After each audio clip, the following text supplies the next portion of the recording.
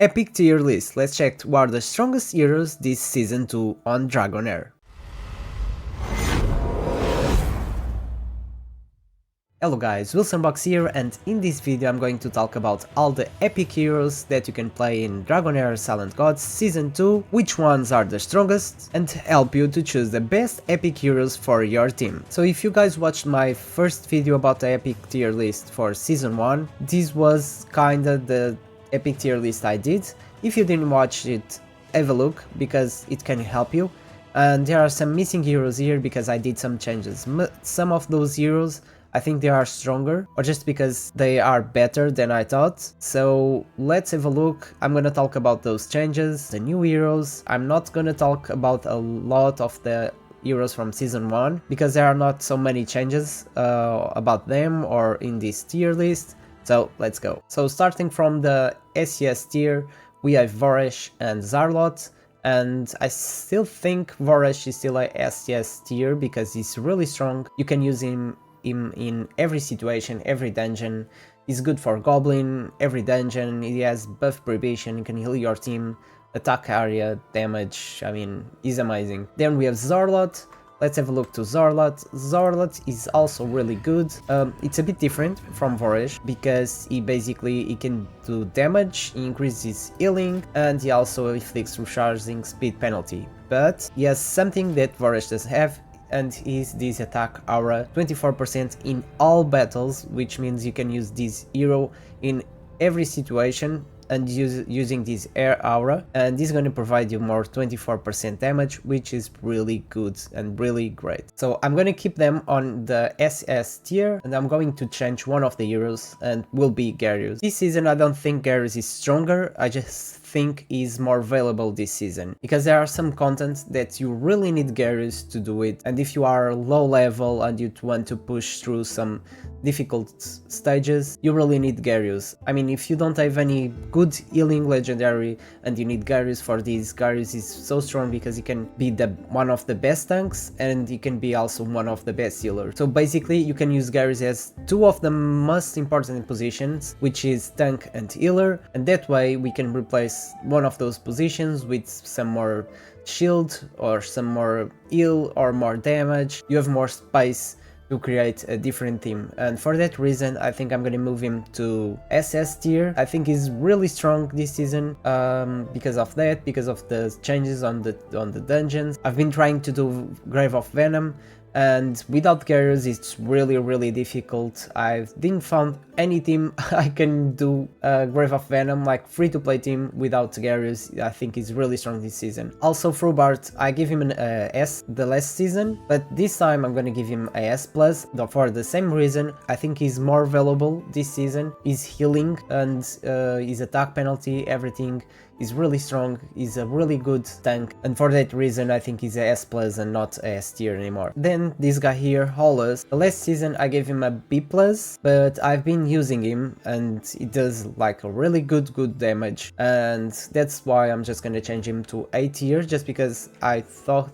he was weaker and he's better than I thought, and for that reason I'm gonna move him to A tier. Then I have Seafreeze here, and Seafreeze last season I gave her a S+. She's really good. Let's have a look at her. She's really good. She can resurrect random Hollies and keep their ultimate energy, defense up. She can heal as well. When the hero HP drops below 30% of the first time, she gains a resurrection at that. I think she's really good, but because of this consuming of his HP on this skill and this one, she consumes 30% of current HP. It's not so good as I thought, because I used her, and when it's like a really hard boss, she keeps losing her HP, and eventually everyone dies because she keeps using HP to use her most important skills, which is his battle skill and ultimate skill, and for that reason I'm gonna give her a A this season, at least for now, because there are always coming new updates, new stuff, and this can change. Then another guy, last season I gave this guy, Edu, a P tier. I don't think he's a B tier, not at all. I've been using him a lot. Let's have a look at him, and he is really good, like especially for PvP and other content. If you can, we can have a look at him, especially his passive. If you use the scrolls and if you scroll him, he's gonna have a 70%, 75% chance of getting rally on a random holly, so it's really good with a rally team. And his battle skill, his second attack recharges the hero's ultimate energy by 20% and has a 50% chance to grant the hero rally for 10 seconds. With the scroll will be 75%. So this means this guy is gonna keep, if you have him fully scrolled, he's going to keep getting rally, and he's gonna keep doing his ultimate and battle skill, and he is self-sufficient to manage all the battle without having a support to give him rally. And he does a really good damage. I must say, I've been using him a lot on the end of the season 1, and I think he's really good, especially for PvP, because with this skill he can jump to the target areas, so he basically can jump over the front line and attack the back line, so which it makes him really good. For that reason, let's change him from a B tier, and I think for now will be a tier. Alright, then Alfie, I'm going to keep him on a B+. I know there's a lot of people that disagree with this because they say he's really strong. I know, I understand that. Let's have a look at him, and we have Alf here. So he's a wild character, and I agree, he's really strong if you pair him with wild team. If you pair him with a wild team, he's great, he's amazing, because he's gonna summon this Nexus and decrease the check percentage for 50%, which is a lot. He also does some damage and ignores the enemy's defense. He has this each successful wild check by allies grant an extra 10% attack up to the hero, and this effect can stack up to 10 times. And he has this aura, which is amazing for dungeon battles, so he is amazing. I would say he's like a S tier if you use him with a wild team, maybe A+ or S tier. But the problem is, if you want to use him with another type of heroes like storm, or like lightning or ice, this skill is useless, and that way if we are not using this ultimate, then we are just doing damage with this battle skill, and we have this passive as well, but will not be so strong as if you use him with a wild team. And that's the only reason I'm gonna give him a B+, because the only situation is really good to use is with a wild team. Otherwise you're not gonna use him with other comps, and that's why I give him a B+. It's not because he's weak, it's because is not so versatile as the other heroes. Then another change I did is Adolphus. So Adolphus, I gave him a A tier the last season, but I tried him, I played with him, and this time I'm gonna increase him to A+, because Adolphus is really a good support, especially for a burn, and especially this season is even more important, because if you are playing with a fire necrotic team, you don't have so much healers, so using someone with shields, it's very important. And this guy, he can do damage, he can shield all the allies, and also heal your allies with this passive, because when they already have a shield, he can convert that shield to healing, which is great. And then he can increase ultimate energy of one of your allies, which it makes him a really important character if you want to play with a necrotic fire team. So this is the changes related to season 1. Just want to talk about some of the heroes. I think they are really good, and I think they are really strong this season. So of course Kyrza and Furbart are very important. Then Nathaniel is really great. He can apply a shield, he can heal your allies, he can dispel, he can do damage. I mean, he's so versatile, and you can play him with the lightning poison team this season, so I think he's really great and really strong. Then Dane, this guy here, it's one of those, I think it's really important this season as well. Sometimes we need to have one guy to dispel buffs and another guy to use the attack penalty, and this guy can take those two roles, so he can dispel buffs, 2 buffs, and also apply attack penalty at the same time. It's just attack penalty 1, it's not 2, but still it's really great. And he can do some damage and also apply healing prohibition. And he also have this aura for City of Trials, and is really good for Goblin Lair as well, because he recharges ultimate energy by 15%. So I think he's really good. Also, if you want to use him, especially if you are using a fire necrotic team, I think he's really great. Then this one here, Isolde, I think again, if you are using a fire necrotic team, she's really important, because again she can take like 2 or 3 rolls by herself. She does damage and she can increase his damage with max HP, so you can build her like fully tank, and she can apply attack penalty too, and also give a shield to all his allies. So if you build a team around her, she will be really good. She also can get defense up and she reduces allies damage. Also you have this aura defense. I think she's really good, especially for this season if you are using a far necrotic team, again because she can give shield and attack penalty and do the work for 2 or 3 rolls. Now let's talk about the new heroes, and these ones I'm gonna talk one by one. So firstly we have Bleddyn. So Bleddyn is one of the new heroes and one of the new types. It's a Ice Blast, and they are really strong, especially when you are using Bleddyn. So let's have a look to his ultimate. His ultimate, he can 20% attack up for 10 seconds and 2 stacks of Ice Crystal, and this Ice Crystal increases his damage a lot. He also can give Ice Crystal to Dal with the highest attack. He strikes enemy 3 times and has additional 20% chance of triggering a critical hit. Then battle skill, he strikes enemy twice and also again additional 20% of a critical strike. And his passive, if there is ice crystals after casting a battle skill, cast it again by consuming 1 stack of ice crystals. So this is why he's really strong. So with this skill he's going to get 2 stacks of ice crystal, and if he keeps getting 2 stacks, he's gonna have stacks to keep casting this battle skill every 10 seconds twice. And also when the hero skill triggers a critical hit, there's a 20% chance, if you use a scroll 30% chance, of granting 1 stack of ice crystal to 1 ice blast ally. So he's really good by himself. If you are using only him, he's also already really strong against single target, but if you pair him with another ice blast, he's gonna be even stronger. He's going to increase the damage. He also has aura, max HP 20% in all battles, which is really great. This aura is very important, especially on those hard fights that you need more survivability, but he's really good and he deserves a A+ because I think he's really strong. He's gonna be really good for all the bosses, all the single target bosses. He's gonna be really good for Vortex. Already a lot of people are using him and noticing how much damage he can do. So for that reason it's gonna be A+. I don't think he's gonna be good for AoE damage, like Breath of Venom will not be the best one, or then Goblin Lair is also not the best one for that. Then we have Kyrza. Kyrza is a necrotic hero and she is really good, especially if you are using a far necrotic team. I think she's one of the most important ones. She's only single target damage, I think that's the only downside, but still she has this AoE. And let's have a look at the ultimate. So the ultimate strikes enemy 3 times and this is gonna be 900% attack damage, so it's a lot. She's gonna do a lot of damage with this attack. She will have 75% chance of recharging speed penalty, and she's gonna have on the third attack 100% chance, if you use the scroll, of inflicting attack penalty too.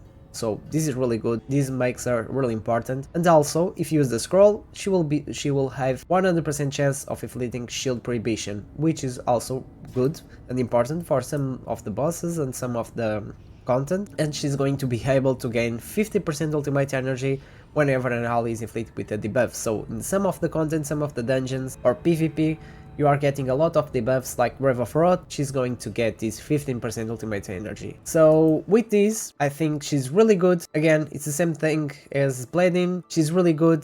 The only problem is she's a single target. Otherwise, she's really good. Then we have another Ice Blast, and this Ice Blast is Gerthin. Gerthin, it's the same type as Bleddyn, and she's also really good. She does a really good damage. So his ultimate, she jumps toward the enemy and does some cold damage and gains 1 stack of ice crystal. Then battle skill, she strikes enemy twice and then she gains a crit rate bonus. So she's going to get more 20% of crit rate, and she's gonna get a ice crystal if she kills an enemy. Then his passive, if she has ice crystals, she's gonna cast the battle skill again, and upon obtaining ice crystals, they gains crit damage up for 5 seconds. And also an aura of 30% attack in dungeon battle. So what makes this character really good is because she can get a crit rate bonus of 20%, and then she can get a crit damage up of 30%. So if you pair him with Ice Blast heroes, they're gonna give her ice crystals. She's going to get this crit damage up, and she's gonna get this crit rate bonus as well, and she's gonna do much more damage. So for that reason, I'm gonna place her on the same tier as I did with Bleddyn. She's gonna be for me a A+ for now. I'm gonna use a Ice Blast team for sure on the mid game, maybe late game on this season, and then I'll update these or give you guys a more precise feedback. Then we have this guy, Sedic. This guy, I've tried all of the Ice Blasts and I think this one will be the weakest one. He deals some damage with 75% chance of gaining 1 stock, and his battle skill, he strikes enemy 3 times, and this skill damage stacks up to 10% each time and up to 10 stacks, and I thought with this that his damage will be really good, and he also the hero skill has a 50% chance of ignoring 30% enemy defense. But the thing is, I tested him with all the other Ice Blasts, so I had the legendary increasing the damage of everyone, and this guy was the one who did less damage, so it doesn't do that much damage. We can't use all of the Ice Blasts in one team because I mean we need a healer, we need a tank, so we can only use maybe 3, 4 on the best chance, but probably 3, so I don't think he's not that strong, and for that reason I think he will be just an A and not an A+ as the other one. Then we have this guy, this poison guy, and this guy is Ghellid. This guy deals damage to enemies with a 75% chance. If you use the scrolls, is going to be 100% of inflict stun and 100% chance to knock back the target for 3 tiles. Then battle skill, same thing, you can increase the chance for 25, so will be 100 stun and knock back again. And his passive basic attack triggers toxic blast on the enemy and to surrounding enemies with a range with a 50% chance of inflicting accuracy penalty 1, and has a aura of accuracy by 50% in City of Thrills battles. So this guy, I don't think is that good for PvE. Of course, these stuns and knockbacks, they are useful, but not that much. They are really useful for PvP, because PvP battles sometimes they are really fast. The first one to throw some CC, or the team with more CC, is the team that's gonna win, and with this stun for 5 seconds and knockback will help a lot on a PvP battle, and maybe on PvE as well, but I'm not sure about that. I don't think he's that good, at least for PvE, and for that reason I'm gonna give him just a B+. Then we have this one. So this one is also one of the new characters and the new type, the Thunderbolt, and let's have a look. So this one, she's really fun to play. She uses some turrets, and you can spawn I think 2 turrets. Yeah, she can spawn 2 turrets. I already tested her. She does a great damage, and she can buff all the turrets, so it's really good if you pair this character with another guys that use turrets as well, because she's gonna give some attack speed up and attack up, and she also is gonna increase the turret chance to inflict electrocute, which is really good.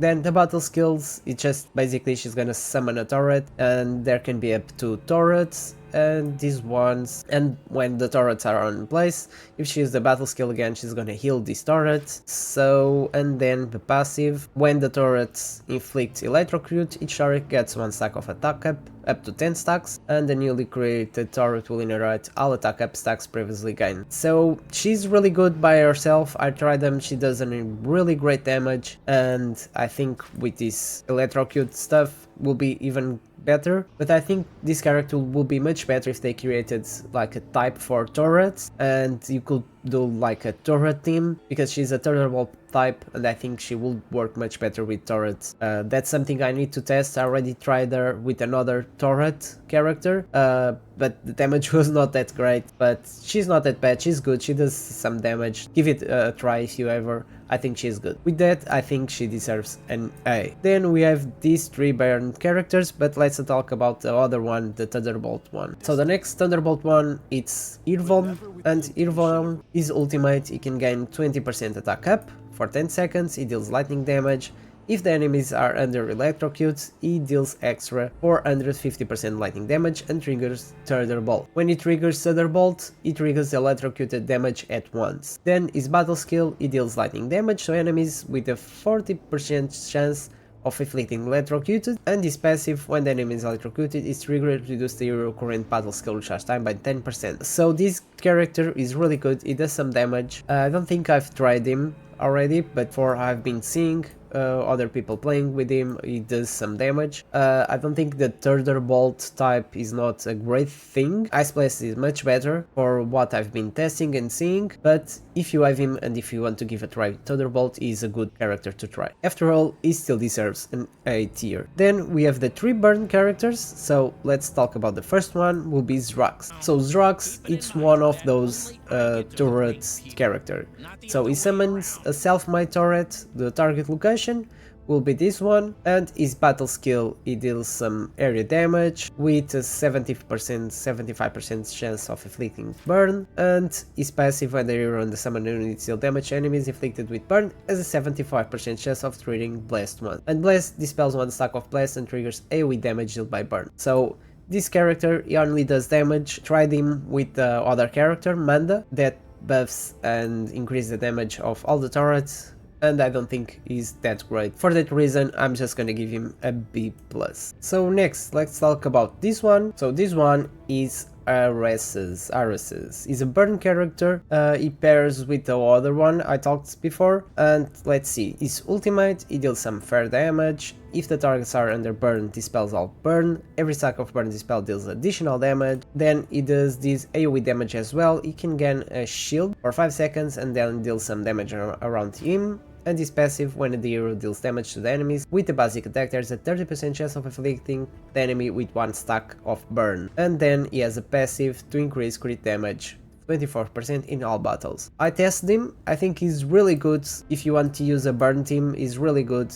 I tried him on Goblin Lair and he does a really great damage, especially if they have burn. When you are using this ultimate, he's going to dispel that burn and activate every stack. That does a really big damage. For that reason, I think he deserves an A. Lastly, we have this guy. This guy is Lyle. Lyle is also a burn character. He deals some damage to enemies within range and triggers Blast on enemies inflicted with burn. Then he casts a fireball that can bounce between enemies for up to 5 times, dealing this damage with a 75% chance, or 100 if you use the scrolls, of inflicting 1 stack of burn. The fireball will prioritize enemies that are not inflicted with burn. Basically, burn invokes explosions at the carrier's position every 10 seconds, consuming 1 stack of burn and dealing fire damage. And this will be derived damage to the carrier and surrounding enemies. Burn can add up to 10 stacks, and he also has accuracy by 30%. So I've tried him, and this damage is really low. This is one of those characters, like if you want to use him with a burn team, he will be good because he's gonna increase the stacks of burn and increase the damage output of all the burn characters, and he's also going to get his attack up if there are more enemies inflicted with burn on the field, up to 10 stacks. But by himself, if you want to use him with other teams, he's not gonna do so much damage. I tried him and he doesn't do that much, and for that reason I think he deserves a B+.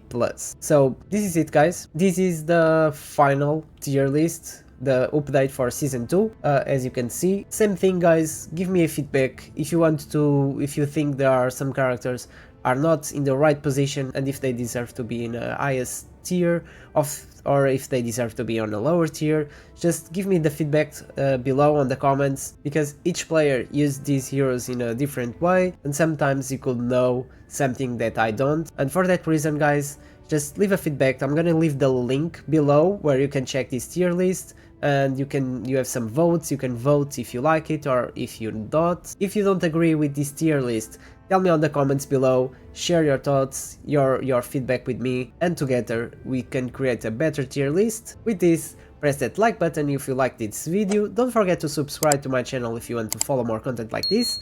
Thanks for watching and see you next time.